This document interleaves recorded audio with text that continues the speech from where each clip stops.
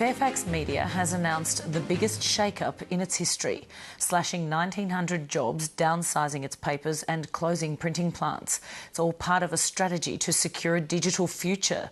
Staff and unions are dismayed by the magnitude of the cuts, and News Limited workers are also bracing for bad news. Watching from the sidelines is mining magnate Gina Rinehart, now the single biggest shareholder in Fairfax. She's poised to take seats on the board of the troubled media group, as Hamish Fitzsimmons reports. As Fairfax slashed its workforce, Gina Rinehart has cornered almost 19% of the company's shares and is expected to be offered 2 board seats as early as tomorrow. I think Fairfax needs Gina a hell of a lot more than Gina needs Fairfax. The financial markets have cast a very dire judgment on the performance of Fairfax.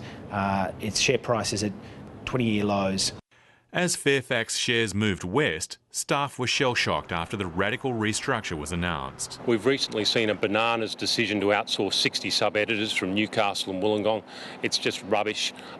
So we would ask management to learn from past mistakes, learn to talk to their workers. Management is talking, but it's not what journalists and other Fairfax staff want to hear. There will be redundancies, including those already announced in Fairfax of the Future and the changes announced today. 1,900 people will be leaving the business over the next 3 years. The Sydney Morning Herald and The Age will go to a tabloid size from next March, and Fairfax will close its printing presses in Sydney and Melbourne. The newspaper's websites will move behind a metered paywall, and the company says its emphasis will be digital. We're going to do our best to make sure that The Age is here for a long time to come, and let's not forget that on our digital platforms we're market leaders. theage.com.au is one of the most successful news websites in the country. But turning that popularity into profit is another thing. Newspaper economics are crashing. The broadsheets are close to break even or even in loss. So they have to make some hard, long overdue decisions.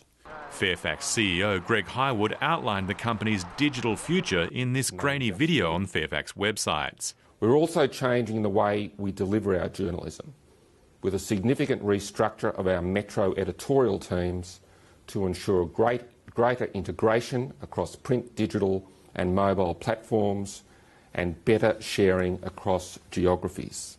Whether or not Fairfax has made the changes in time to adapt or be crushed by the new media environment is another matter.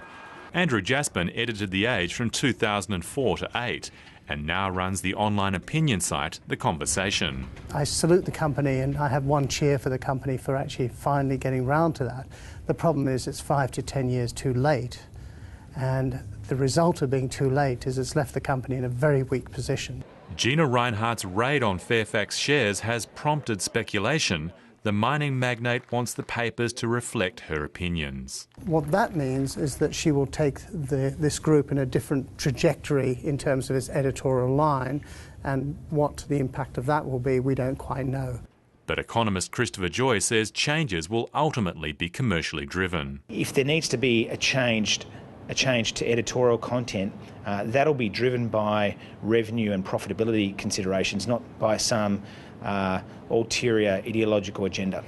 This week promises more shake-ups in Australia's media sector, with News Limited preparing for its own major restructuring effort and resulting job cuts. Traditional newspaper journalism is on the way out, and this is the biggest moment, the most decisive downsize that we've seen. But many more, hundreds of newspaper journalists are going to lose their jobs. These are paper cuts that for many will be painful, but arguably fundamental for both Fairfax and News Limited's viability. Hamish Fitzsimmons, Late Line.